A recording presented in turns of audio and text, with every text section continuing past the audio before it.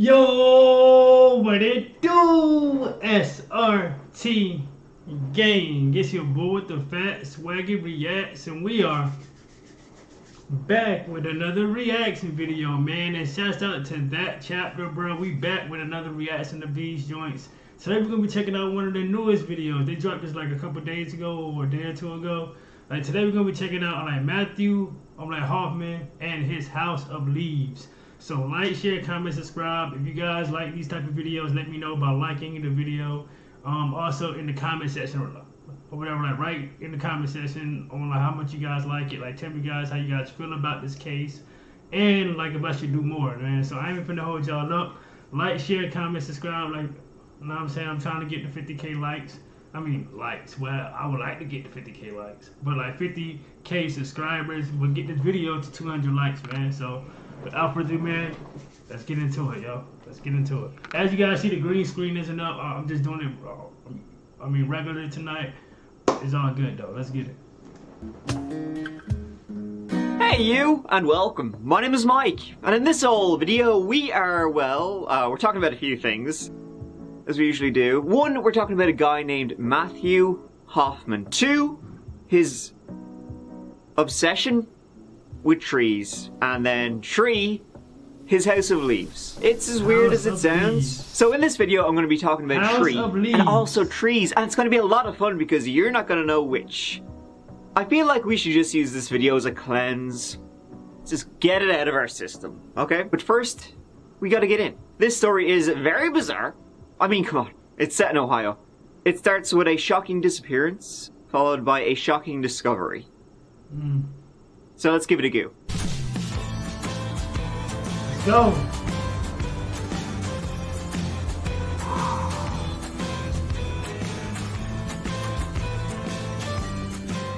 This story takes us in and around the small city of Mount Vernon, Ohio. City motto, one of Ohio's most likable communities, which is oddly self-deprecating. We're not even the most likable, you know, just kinda likable.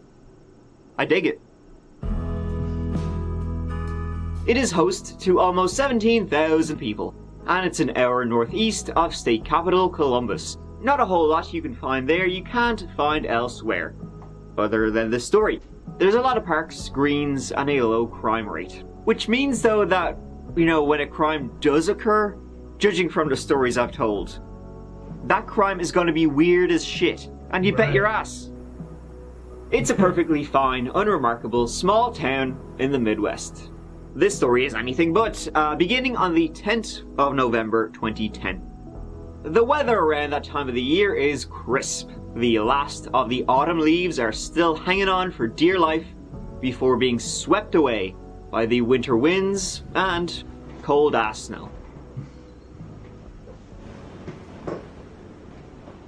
It was near Mount Vernon that Tina Rose Herrmann lived. 32 years old, single mother, she lived with her 2 children. Outgoing and happy-go-lucky Sarah Maynard, 13 years old, and shy, quiet Cody Maynard, 10 years old. Her 2 children were fathered by Larry, but Larry and Tina could never make it work. And so the children lived with their mother at 481 King Beach Drive. At the time she was actually dating a guy named Greg, but that relationship was on the rocks and looked to be soon sundered. Now, they lived in the Mount Vernon suburb of Howard, less than a 20-minute drive away, near the banks of the Apple Valley Lake. They weren't planning on living there much longer. Tina, she wanted an apartment closer to work, but it would do just fine and dandy for now. Tina, she worked at the Dairy Queen in Mount Vernon. She'd been working there for years, and she was due to... It's that old cliche of, it started like any other day. It's that cliche. On the 10th of November, she was due to start her shift at about 4 p.m. It wasn't like any other day, and she didn't. Tina Herrmann, you know, when she was supposed to be in work later on that afternoon, well, she never showed up. She would usually go to work not long after her children came home from school. The manager at the Dairy Queen, unable to contact the reliable Tina, called 911 to do a welfare check that day. One of my employees did not show up for work this afternoon at 4 o'clock. Okay. Which is totally uncharacteristic of her. I'm very concerned about her. What's her name? Her name is Tina Herrmann. So the police rocked up to the house on King Beach Drive at about 7:30 p.m. Knocked on the door, no answer and no lights, so they presumed nobody home. Oh man.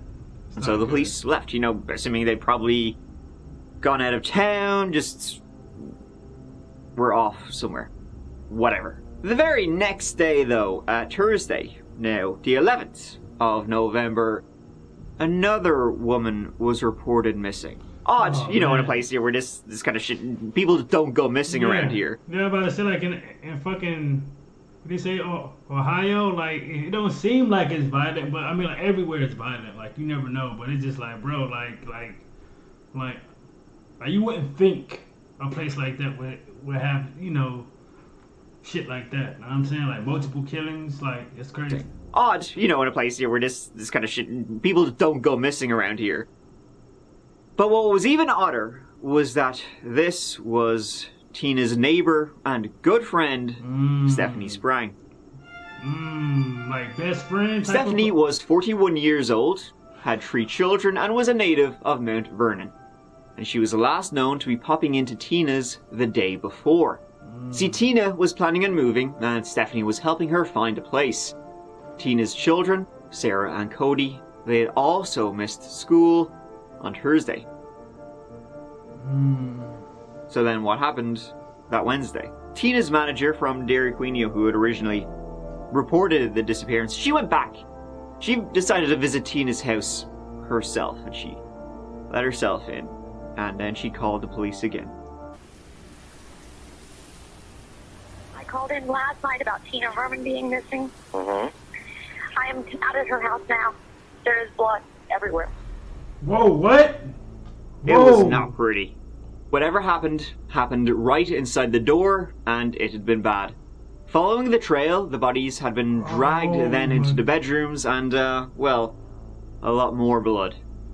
But despite all this, no bodies were found in the house or outside. Like look at this blood, y'all. It's like blood all through the house, bro. Like look at this, bro. But despite all this, no bodies were found in the house or outside.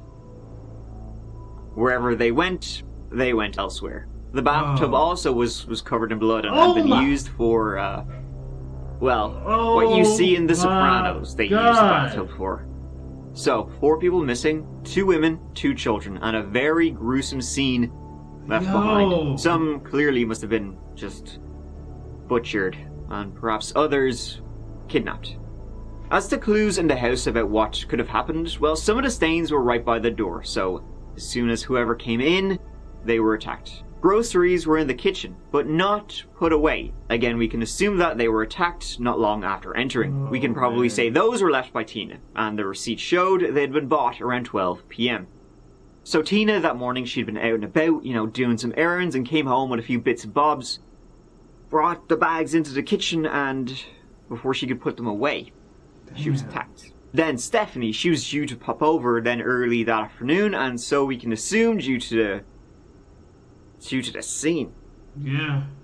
She came over to help her friend, and instead there was someone there. And then the 2 children came home from school. Matthew.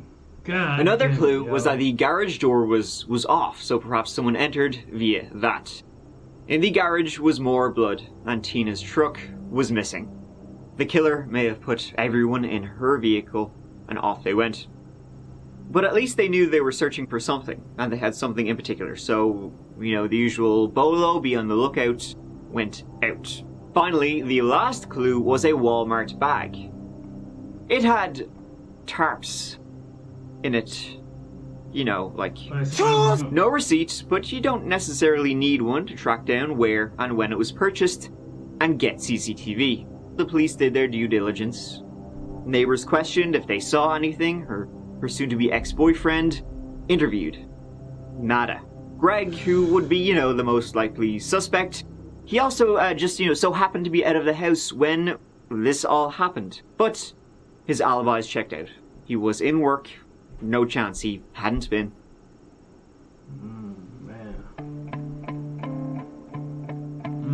On Thursday, Tina's car it was found, discovered 7 miles from her home on a lonely road. No bodies were inside. In fact, it was, in comparison to the house, remarkably clean. So then, due to that, the police suspected there must have been a second vehicle that they were transported to. The Walmart items were tracked down. They dogged them. And those items had been purchased around Wednesday night, Thursday morning at the local store. This gave them footage of the purchaser, and it was just a dude. Regular bloke. Scary shit. Like, he was very chill about buying this shit. Sure, will I buy this? Ah, yeah, go on, be a fool, not to. From the footage, they could see his car. Didn't get a plate, but it was a Toyota Yaris. And so they well went from A to Z on all Toyota Yarises in Knox County, and an image of who owned them. Then comparing that, you know, with the guy in the CCTV footage, it led them to this. Ladies and gentlemen, we got him. The boyo's name was Matt Hoffman. Sorry, Matthew Hoffman. A quick search of any history was done and dug up.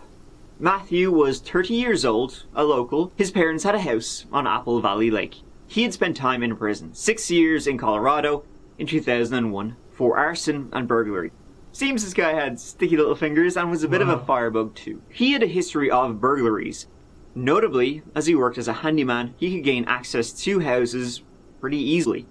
In 2000, when he was 20 years old, in Steamboat Springs, Colorado, he robbed a house, set it on fire to cover up the robbery as he was worried his fingerprints would be detected, and then drove off boy, where is that with this snow? Boy, the snow is up to the, the robbery as he was worried his... That snow is up to the stop sign. Where is this at, bro?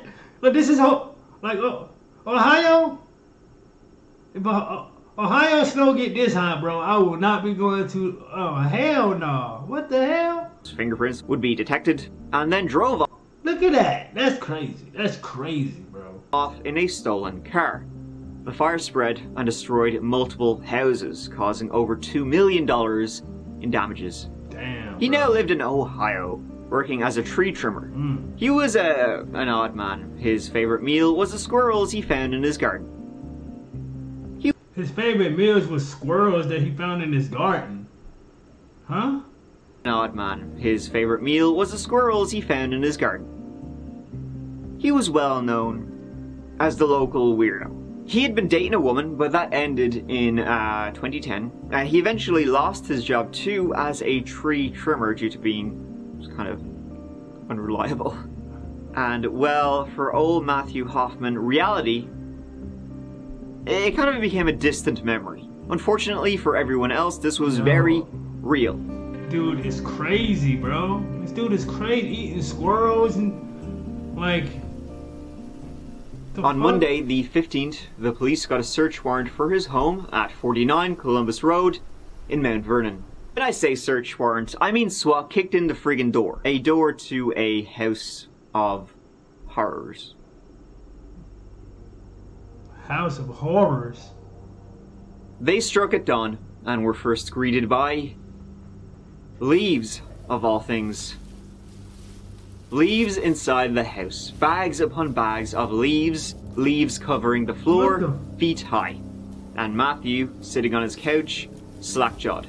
He was booked immediately, and the house of leaves was searched. Yo, the leaves were so thick. Look at all these goddamn leaves! Like, what is up with this? Yo, hey, House of Leaves. Perfect title. They wasn't lying. He was booked immediately, and the house of leaves was searched.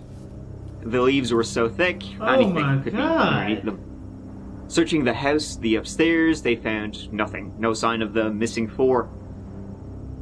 Until they got to the basement, that is. More leaves, more bags, and on a bed made of leaves, they found 13-year-old Sarah Maynard. She was okay, she was alive and relatively unharmed. Yo, so he was literally holding her hostage. 13-year-old, bro, can you imagine the shit she probably seen and been through with this weirdo? And he was just up there sitting on the couch chilling like it's a regular day. You got somebody in your basement, bro. 13-year-old girl. Sarah Maynard. She was okay. Oh my she was God. alive and relatively unharmed. None of the others, though, were found. The leaves were weird as shit, and For spooky, real. but not as frightening as what happened on the 10th of November. Oh shit. So that means the little boy. Oh man, bro. That morning, he snuck into the Herrmann home while everyone was out. He was likely watching it for some time. It was remote enough. In fact, this story, it has a lot of similarities to the Jamie Kloss case in that I think Sarah may have been his target. Everyone else was kind of just in the way. What? Oh hell no, bro. So he entered the house via the garage door, and when Tina came home from grocery shopping, she was attacked. Then Stephanie came over and she too was attacked as she entered the house where a still waiting Matthew lay. The family dog, a small little thing, that was in the house too, and he killed the dog too. Then that afternoon the kids entered the house not knowing, not aware that a crazy psychopath was waiting for them. As soon as they entered, he sprinted at them. Cody was attacked, and Sarah managed to run to her room. Oh my God. He kicked down the door and tied her up and blindfolded her. He then drove and switched cars and came home. He handcuffed Sarah to a pipe in the basement. Like, bro, like this is the definition of a coward, bro. Like, why are you you attacking a 10-year-old kid? I'm pretty sure you probably beat him to death or something like that. It's like, bro, you're a fucking coward, bro. Period, dog. Like, what the Cars and came home. He handcuffed Sarah to a pipe in the basement, only giving her cereal with rotten milk. This all came from Sarah in the hospital. Matthew, he was not in too much of a conversational mood. He didn't really say word one. Oh man, this is crazy, man. Hey, Matt, I'm Roger Brown. I'm a detective here at the sheriff's office. Okay? Okay, you want to take your hat and stuff off? Coat? Alright with you?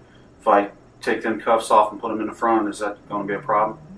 Okay. Alright, let's do that then. Right, Matt, go ahead and stand up here for me. Alright. You just have to turn around here and just face the wall for me. Okay? You kind of understand what's going on here, Matt? That's it. We can explain all this to you if you want to talk to me, okay? I think you know what we want to talk about, but we need to find some people. Matt, can you hear me? The only reason that I don't know where Tina, Stephanie, and Cody are is because we had to spend a lot of time at the scene. Okay? We will know. We will find them.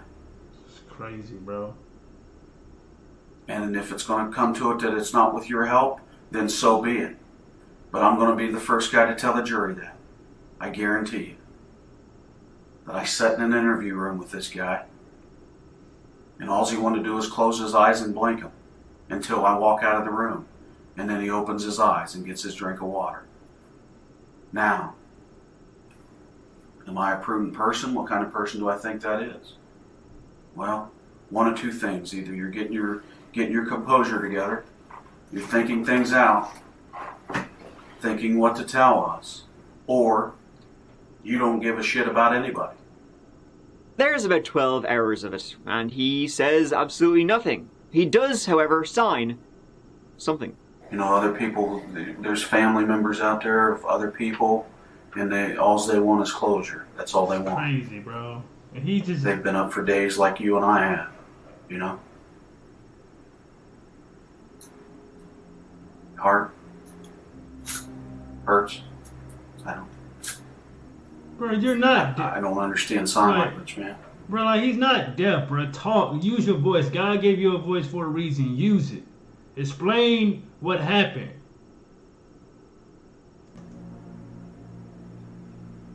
Is that your heart? You're saying heart? Broken. Your heart's broken? Because of what happened? No? No. Someone broke your heart? And they had no idea where Tina, Stephanie, and Cody were. He wouldn't say anything. In fact, until the prosecutors said, "We will remove the death penalty if you tell us where Tina, Stephanie, and Cody are," well, he agreed.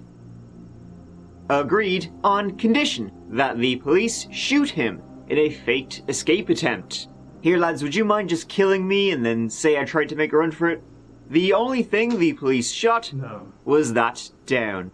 They said, how about no? He stopped talking for about 2 more days until he finally relented. Matthew would claim that it was a burglary gone wrong, you know, that old one, and that he never meant to kill anyone.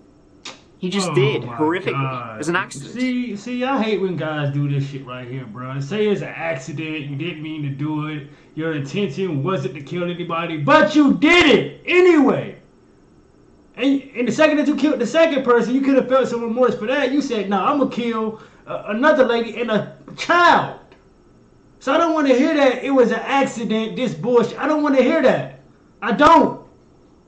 Like, you knew what you was doing. It was premeditated. Like, come on, bro. You knew exactly what you was doing. Period. Like, stop trying to take that.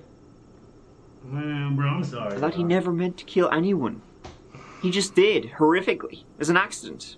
He tripped, fell, and somehow butchered them. He'd just been there to rob the house. He said that he'd been in the house and Tina came home, and he was surprised. So he tried to knock her out with a blackjack he had. He hit her and hit her and hit her. She wasn't getting knocked out, he failed, and then panicked when Stephanie came home. So he killed them both. And then the kids came home, and the whole situation kind of escalated and escalated into what happened. He said, "Fucking coward, man. Shit is crazy, man." Dendrophilia is a sexual condition, I guess, where you get hard for trees. Literally, it means love of trees. Yeah, you find them hot, dude. Smoke shows. Bang that bark. Get your roots in the roots. Make like a tree and make out with a tree. That was Matthew Hoffman. Hence the leaves in his house. They were everywhere, and it would have taken some time to get him. Some time I'm sure he enjoyed. Neighbors said they saw him climbing the trees in his garden all the time, having some crack. And so, when he finally told the police where the bodies were, it made sense. In the house, right? But it was still as surprising as it was horrifying. The Cuckasing Wildlife Area lies about 15 minutes north of Mount Vernon. It's a little place for camping, fishing, and hunting some smaller game. And lots of trees.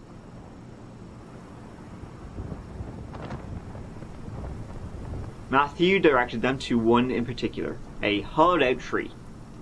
Inside that 60-foot tall tree were the tree bodies.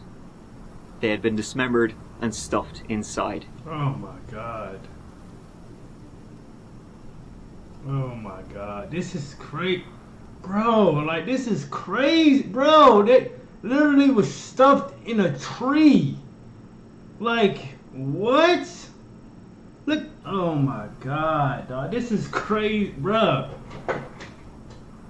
Look at this.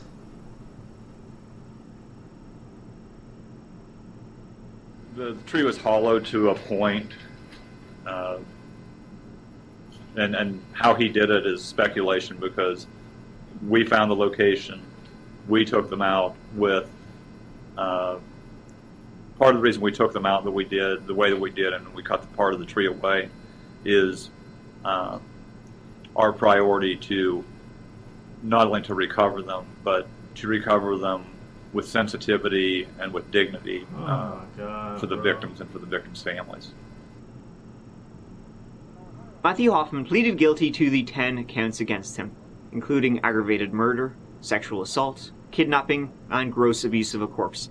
At this time, is my understanding, Mr. Hoffman is prepared to plead guilty to all counts. And Mr. Hoffman, do you understand everything that's been said here today? It's been indicated to me that you desire at this time to enter a guilty plea to counts 1 and counts 2 of the indictment, charges of aggravated murder and unclassified felony. Is that a correct statement?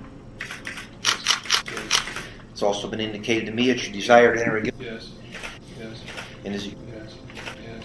Mr. Hoffman has asked me to make a brief statement.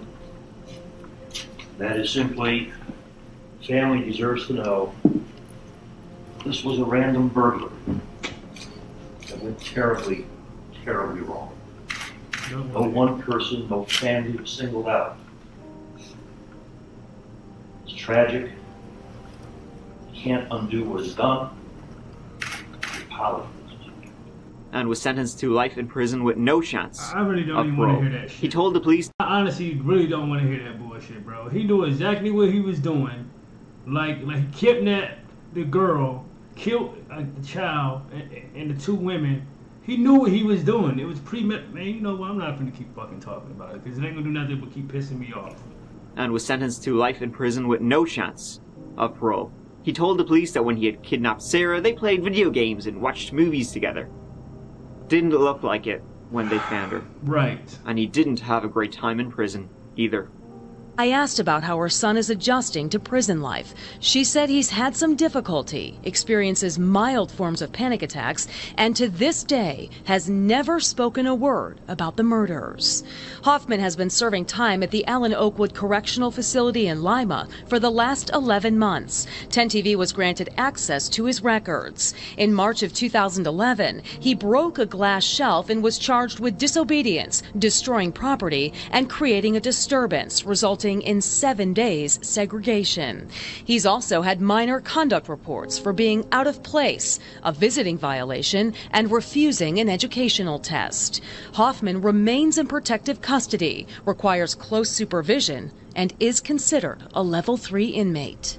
Crazy, man. Wow. Wow. Insane story.